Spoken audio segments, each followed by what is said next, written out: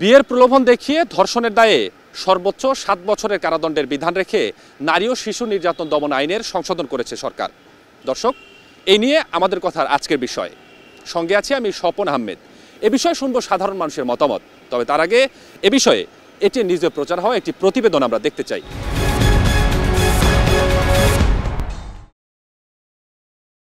এবার ২৮ মার্চ থেকে ৫ এপ্রিল পর্যন্ত ঈদুল ফিতরের ছুটি ঘোষণার পর অনেকেরই চাওয়া ছিল ৩ এপ্রিলে ছুটিও যোগ হোক। সেটি নির্বাহী আদেশে ঘোষণা হলো বৃহস্পতিবারের উপদেষ্টা পরিষদের সভায়।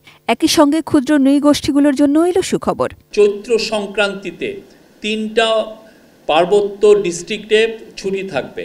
পয়লা বৈশাখে থাকে পার্বত্য চট্টগ্রামে বিজু, বৈশাখী, সাংগ্রাই অনেক তারা ফেস্টিভ্যালের আয়োজন করেন এবং এইটারও তাদের জন্য এই নির্বাহী আদেশে একটা ছুটির বন্দোবস্ত করা হচ্ছে। এবং এই ছুটিটা এই আমাদের সমতলে যারা জাতিগোষ্ঠী আছেন বাঙালি ছাড়া, যেমন ধরেন সাঁওতাল, খাসিয়া বা গারো, তাদের জন্য এটা প্রযোজ্য হবে। রেপ কেস যাতে খুব দ্রুত এটা আমরা ট্রায়াল করতে পারি এবং এটা খুব দ্রুত যেন এটার ভার্ডিক্টগুলো ডেলিভার করা যায়। উপদেষ্টা পরিষদের গত সভায় নারী ও শিশু নির্যাতন দমন আইনের সংশোধনীতে নীতিগত অনুমোদন দেওয়া হয়েছিল। এরপর বিভিন্ন পর্যায়ে নারী ও তাদের জন্য কাজ করে এমন সংগঠনগুলোর সঙ্গে আলোচনা করে সরকার। বৃহস্পতিবারের সভায় সংশোধনী আইনটি চূড়ান্ত অনুমোদন পায়।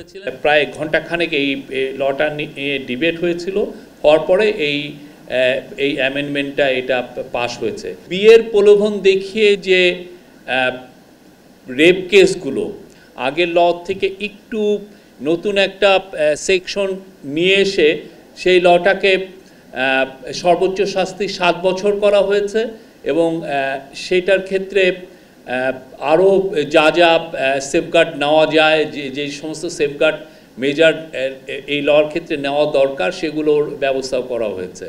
এছাড়া সরকারি ক্রয় প্রক্রিয়ার স্বচ্ছতা ও প্রতিযোগিতা বাড়াতে এবং সিন্ডিকেট ভাঙতে পাবলিক প্রকিউরমেন্ট অধ্যাদেশের সংশোধনী আনা হয়েছে। পরিত্যক্ত বাড়ি বরাদ্দপ্রাপ্তরা আগে নিজ নামে নামজারি করতে পারতেন না, সেই অসুবিধা দূর করতেও আইন সংশোধন হয়েছে। কাজের দরপত্র বা টেন্ডার ৬৫% থেকে বাড়িয়ে শতভাগই অনলাইনে করার সিদ্ধান্ত হয়েছে। চিফ অ্যাডভাইজার প্রত্যেকটা মিনিস্ট্রিকে নির্দেশনা দিয়েছেন যে এগুলো পাবলিক প্রকিউরমেন্টের ক্ষেত্রে কারা কারা কাজ পাচ্ছেন, কি তাদের স্ট্যাটাসটা কীরকম, সেগুলো একটু জানতে চেয়েছেন উনি। এটা কম্পাইল হবে, এখানে কি কোনো সিন্ডিকেট আছে কিনা সেগুলো একটু দেখে নেওয়া হবে। অস্ট্রেলিয়ার ভিসা এবার ঢাকা থেকেই পাওয়া যাবে বলে নতুন সিদ্ধান্তটিও এই সভায় জানানো হয়। চিফ অ্যাডভাইজার এই অনুরোধটা করেছিলেন যে যাতে বাংলাদেশের মানুষরা, বাংলাদেশের ন্যাশনালরা যাতে ঢাকার থেকেই ভিসা প্রসেসিং করতে পারে। Sajida Sweety, ATN News, Dhaka. দর্শক, এতক্ষণ প্রতিবেদনটি দেখলাম। এবারে এ বিষয়ে সাধারণ মানুষের মতামত আমরা জানব। ধর্ষণের শাস্তি সে যদি স্বীকার করে, দর্শক যদি স্বীকার করে যে আমি এটার সাথে জড়িত ছিলাম, তাহলে এই বিচার করতে কেন আপনার 10 বছর, 8 বছর, 5 বছর, 3 বছর লাগবে? এটা 180 দিনের ভিতরে সম্ভব, এটা 30 দিনের ভিতরে সম্ভব। এটা রাষ্ট্রের এ বিষয়ে আমার মনে হয় এক্সট্রা একটা আইন করা উচিত, যাতে অন্তপক্ষে দর্শক প্রমাণিত হওয়ার সাথে সাথে যাতে এটা মৃত্যুদণ্ড দেওয়া উচিত তাদেরকে, এবং সেটা আমি মনে করি সেটা 2 মাসের মধ্যে সম্ভব। আমার মনে হয় যে সাজা যদি বিলম্ব হয়, তাহলে যেই সব আসামিদের এমন সাজাগুলো হয় তারা অচিরেই জামিনে বের হয়ে আসে, তো ওনারা আবার ওই যে ধর্ষণেরই দেশে অনেক বিশৃঙ্খলা তৈরি করে আর কি। তার জন্য আমরা চাচ্ছি যে এটার যেন তাড়াতাড়ি বিচার হয়, সুষ্ঠু বিচার হয়, আর ধর্ষকরা যেন জামিনে না আসতে পারে। এটা আমরা সরকারের কাছে, বর্তমান যে সরকার আছে ওনার কাছে আমরা এইটাই দাবি করি। ধর্ষণের ক্ষেত্রে যেন কেউ আবার বিচারের অন্যায় শিকার না হন।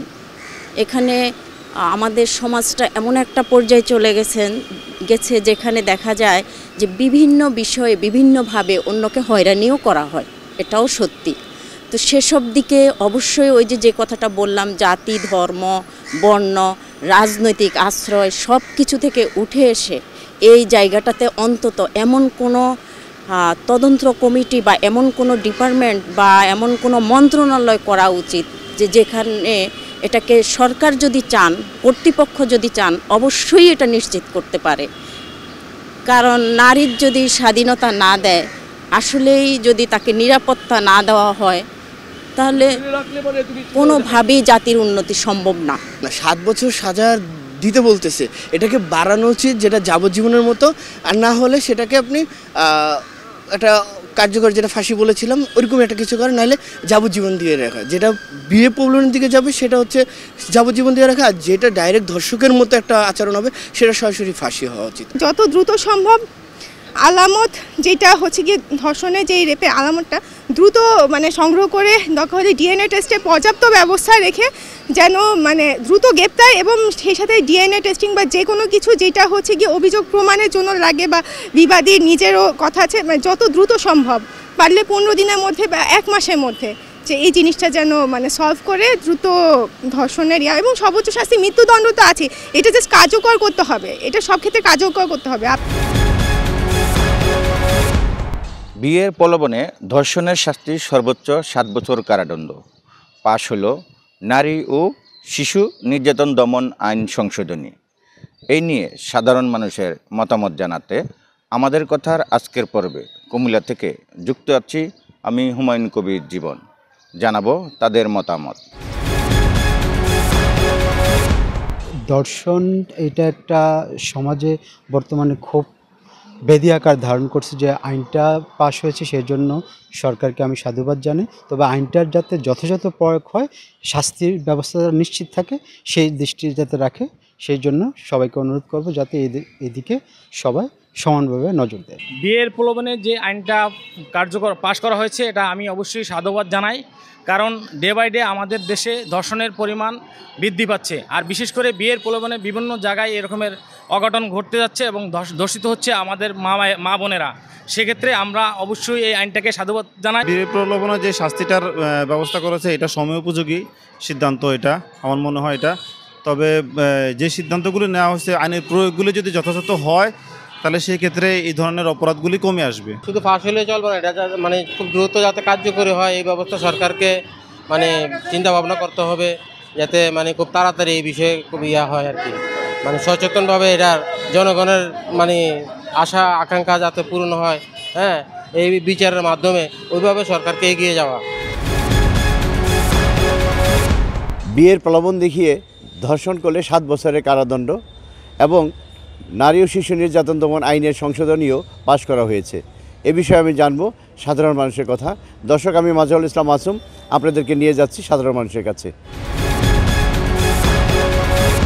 এই ধর্ষণের বিষয়ে আমি যে জিনিসটা বলতে চাই, সমগ্র জাতিকে ঐক্যবদ্ধ হয়ে এই ধর্ষণের বিরুদ্ধে রুখে দাঁড়াতে হবে এবং এর যে আইন আছে সে আইনকে যথাযথভাবে কার্যকরের মাধ্যমে সমাজে প্রতিষ্ঠিত করতে হবে।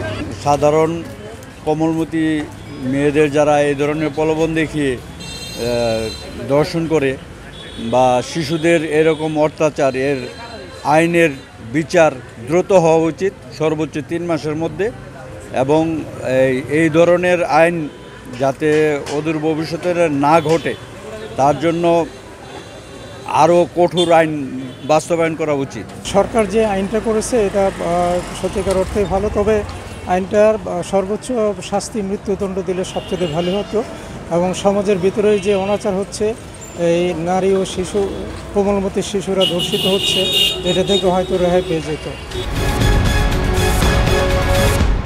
দর্শক, এই ছিল আমাদের কথার আজকের বিষয়। এতক্ষণ আপনাদের সঙ্গে ছিলাম আমি স্বপন আহমেদ। আবারও নতুন কোনো বিষয় নিয়ে আপনাদের সঙ্গে দেখা হবে। ততক্ষণ পর্যন্ত ভালো থাকুন, সুস্থ থাকুন আর দেখতে থাকুন এটিএন নিউজ।